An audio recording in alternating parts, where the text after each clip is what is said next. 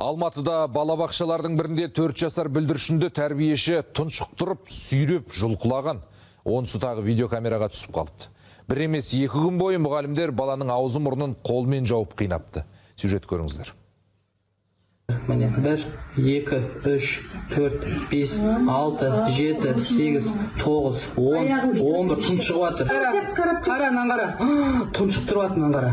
Мына жантүршігерлі кадрлар балабақшаның асханасында түсірілген. Видеодан бүлдіршінді орындыққа отырғызып қойып, қайта-қайта өзіне қарай жұлқылағанын көруге болады. Содан соң аузы мұрнын жауып, тұншықтыра жөнеледі. Дем жетпеген баланың тепкіленіп, ытып шыққысы келгені анық түскен. Ең өкініштісі, тағы 2 тәрбиеші көре тұра үнсіз емін еркін шай ішіп отыра берген. Анан қара, мойнан бей тартқылап жатыр, еще анан қара. Анан қара. Қайттан істе. Это нормально? Тартқылап жатыр мойнан, анан қара. Мойнан қара, тартқылап қара, қалай істеп жатыр. Сен ағады, 2 адам спокойно қарайды.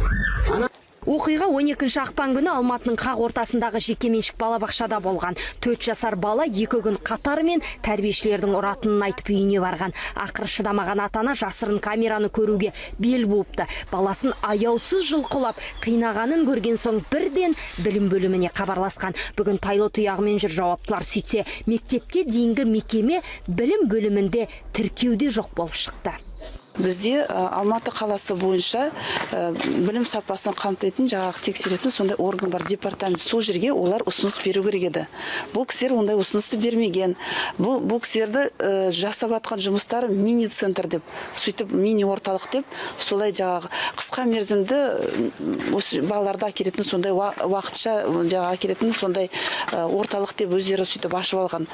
Яғни таңнан кешке дейін балабақша ретінде бала қабылдауға мүлдем құқы болмаған. Тіпті мемлекеттік тіркеуде де аты шықпапты. Бірақ Instagram желісінде бақырайтып тұрып көрсетілген бір филиалы шағын орталық болса, біреу 10 сағаттық балабақша деп жарнама жүргізген. Үшіншісі тәрбиеші дайындайтын орталық болған. Қазір кінәлілерге қатысты қылмыстық іс қозғалды. Бостандық аудандық полиция басқармасына қарасты полиция бөлімі кәмелетке толмаған баланы тәрбиелеу жөніндегі міндеттерді орындамау дерегі бойынша қылмыстық іс қозғады. Оқиғаның мән-жайы анықталуда. Кінәлі адамдар Қазақстан Республикасының заңнамасына сәйкес жауапкершілікке тартылады.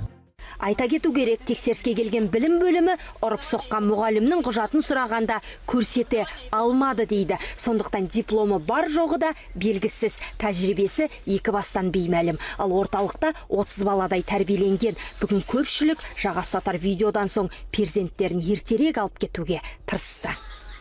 Гүлназия Мирханқызы, Сағындық Нарықов, Еуразия бірінші арнасы, Алматы.